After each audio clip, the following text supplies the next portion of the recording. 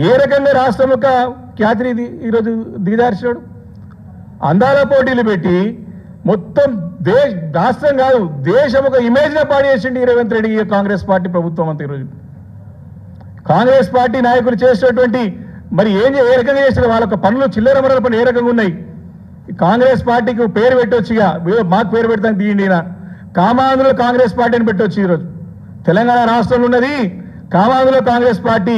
ఆ అధ్యక్షుడు మరి పిశాచి కాంగ్రెస్ కమిటీ ప్రెసిడెంట్లే కనపడుతున్నాడు. ఆయన కూడా ఒక పిసిసి అధ్యక్షుడు ముఖ్యమంత్రి తప్పు చేస్తే ఎత్తి చూపినటువంటి చరిత్ర కాంగ్రెస్ పార్టీ అధ్యక్షులకు కూడా చరిత్రలో చూసినట్టయితే పెద్ద పెద్ద మామా నాయకులు చేసినా సరే అప్పుడు పిసిసి అధ్యక్షుడు వాళ్ళందరూ ఎదిరించినారు. డాక్టర్ వైఎస్ రాజశేఖర సొంటలను కూడా పిసిసి అధ్యక్షుడు ఎదిరించి తప్పు చేస్తున్నామని చెప్పి బాటంగా ఓపెన్గా చెప్పినటువంటి సంఘటనలు ఉన్నాయి. కానీ ఇప్పుడున్నటువంటి డమ్మీ పిసిసి అధ్యక్షుడు మేము అడిగిన ప్రశ్నలకు సమాధానం చెప్పలేక మరి ముఖ్యమంత్రి గారి యొక్క పాట పాడుతూ వత్తాసు పడుగుతా ఉన్నాడు. ఇవి చాలా చాలా తీవ్రంగా ఈరోజు తెలంగాణ సమాజం అంతా కూడా బీఆర్ఎస్ పార్టీ కాదు, తెలంగాణ సంబంధించిన ఉద్యమకారులు కాదు, తెలంగాణ సమాజం అంతా కూడా బాధపడుతూ ఉన్నది.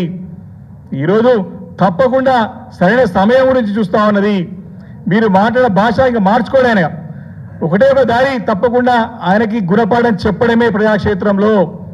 డెఫినెట్గా రేపు పొద్దున మీరు ఇచ్చిన హామీలు, మీరు మాట్లాడే మాటలు, మీరు చేసే పనులు ఏ రకంగా ఉన్నాయో అన్ని కూడా ప్రజలకు వివరించి తప్పకుండా తగిన గుణపాఠం చెప్పే విధంగా బీఆర్ఎస్ పార్టీ సంసిద్ధంగా ఉంటుందని చెప్పి ఈ సందర్భంగా కాంగ్రెస్ పార్టీని హెచ్చరిస్తా ఉన్నది.